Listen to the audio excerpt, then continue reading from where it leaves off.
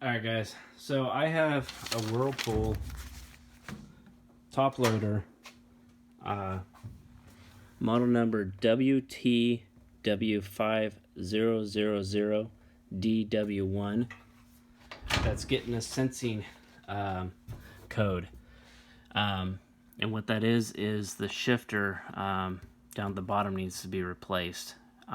So what I'm going to show you guys tonight is how to get it into your diagnostic mode so you can see your error codes. So first off, there's a pamphlet in this model. I don't know if all models have it, but I know this model does. That is in the lid, right in this crack on the front edge. You'll see a plastic bag. You may have to move the inner liner around to get to that plastic bag. So go ahead and pull that out, and in there on the second page there's how to go through your diagnostic, or excuse me, to get it into your diagnostic mode. Okay, so I'm going to go ahead and show you slowly. It may or may not work only because I'm showing you the process, but I will walk you through it slowly and actually get it to work. So what you're going to do is you're going to get it in the mode where nothing's on. Okay, go ahead and twist it, start at normal. Okay, you're going to go one left, you're going to wait a half a second, go one right, wait a half a second, one right, wait a half a second, one right, wait a half a second, one left, wait a half a second, and then back to right.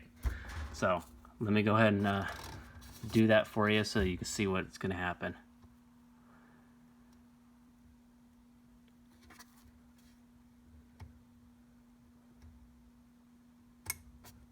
So this is what you're going to see. It's going to come up with a bunch of blinking lights, which is good. Okay, go ahead and spin it once and you'll see it change to a different mode. Okay, each one of those modes, it's going to go through process testing mode. Okay, what we want right now is to get it in the done mode. Okay, and the done mode is going to put us into our fault codes.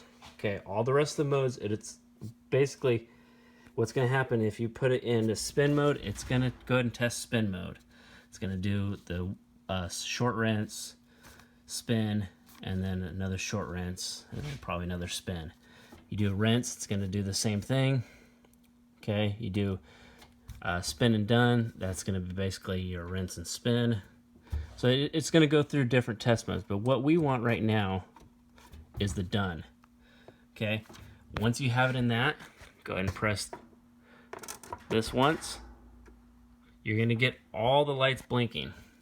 Okay, and then just go ahead and turn it once.